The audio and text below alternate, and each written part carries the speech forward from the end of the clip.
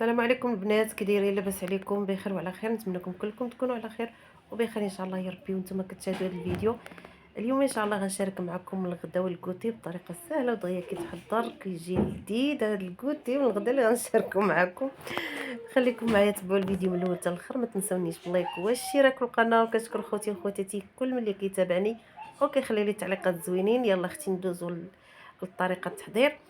كما شفتوا هنايا الحوته نقيتها وغسلتها وشرملتها بالتشرميله البنات، العطريه كامله كنديرها صافي. ما تنساوش الحامض وشي شويه ديال الثومه والربيع حتى هو، شويه ديال الزيت البنات درتو في هذا الروز من الفوق. الروز درت له نص سلقه، سلقته هما وشويه ديال الخيزو، شي 3 الحبات ولا جوج على حسب. درت ليه نص سلقه صافي ودرتو في ديك التشرميله اللي شرملت فيها الحوته صافي. هنايا البنات غنديرو في الفران، هاد لاطه هادي غنديرها في الفران بعد ما شرملت الحوت والحوته. غنعمرهم بحال هكا كما شفت، عمرت الحوته شويه من القلب ديالها وصافي. والروز غادي نديرو بحال هكا في اللاطه وغادي نغطيه وغنديرو في الفران. طريقه سهله ودغيا كيتحضر البنات، كيجي لذيذ وزوين بالنسبه للدراري، بحال كيجي بحال سميتو هو بحال بايلا، يعني كيجي زوين. كاينه بايلا على الطرق بزاف، راه مشاركاها معكم، وكنديرها في الكوكوط، كنديرها في اللاطه، كنديرها بحال هكا بالحوت، نتوما عندكم اختيار. صافي هنا البنات من بعد ما طابت حيتها من الفران.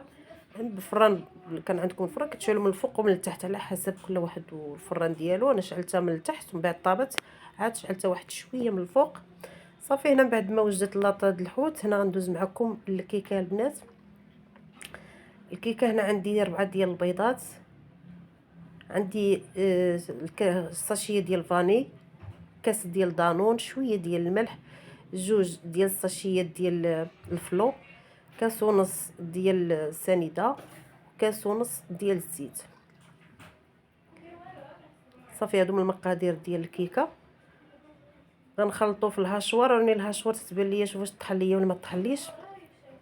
المهم كانت محروقه وما عرفت انا نسيت بينها محروقه وكندير فيها. من بعد ماشي مشكل، غادي نعاود نديرها في الخلاط، غادي نخلطها. هانتوما كتشوفوا هنا راه ما خدمتليش الهاشوار، ماشي مشكل، عندي الخلاط صافي. هنا كنخلطها شويه بالخلاط اليدوي، من بعد غادي نخلطها بالخلاط هذا ديال الضو صافي. بعد ما درت المقادير كامله البنات، جوج ساشيات ديال الفلو حتى هما، كتجي الكيكه ديالهم لذيذه وزوينه بحال اللي دايرين البيض البلدي، كتجي صفراء. والمذاق ما نقولكمش عليه، كيجي واعر الصراحه، كتجي واعره في الكيكه صافي. هنا بعد ما خلطتها كنضيف الدقيق بشويه بشويه على حسب بغيتو العبار ديال اللي كندير 10 ديال المعالق حتى ل 11 معلقه. بغيتو تبقاو تضيفوا بحال اللي كنضيف بحال هكا انايا، غير معلقه معلقه حتى تحصلوا على الخليط كيجي خاتر. هانتوما اما هي القياس ديالها راه 10 ديال المعلقات حتى ل 11 معلقه، هاد القوام اللي عطيتكم اللي كتحتاج صافي. من بعد ما خلطتها كندير هاد جوج ساشيات ديال الخماره ديال الحلوى صافي، وكنخلطها. اللاطه البنات عندي اللاطه ديال المقله ديال الحرشه، كندهنها بشويه ديال الزيت ولا الزبده صافي، كندير لها شويه ديال الدقيق ومن بعد كنديرها فيها وتنخشيها في الفران. هانتوما كتشوفوا الطريقه كيفاش جات. كندهنها بشويه ديال العسل ولا الكوفيتير ولا اللي كان عندكم، انا عندي هنا العسل صافي. ومن بعد كندير الكوك صافي. من بعد كندير شويه ديال الكوك كما كتشوفوا، كندير على الوجه ديالها صافي، وكنبدا نقطع كتجي هشيشه ولذيذه صراحه، خفيفه للكوتي، دغيا دغيا ما كتاخذش من وقتكم كاع البنات، وكتجي رقيقه ما كتجيش بحال الكيكه عاليه بحال هكا، كتجي زوينه والمرصوات صغار ورقاق وهشيشه. ما نقولكمش وداك المذاق ديال الفلو كيعطي واحد المذاق زوين. تجربوها ان شاء الله وتردوا عليا. ونتمنى هذا الفيديو ينال الاعجاب ديالكم. ما تنسونيش في اللايك والاشتراك في القناه، دعموني باش نبقى نحط معكم فيديوهات. انا كنشوف الدعم في الفيديوهات ما كاينش، داكشي علاش كنحبس كنلوح مره مره.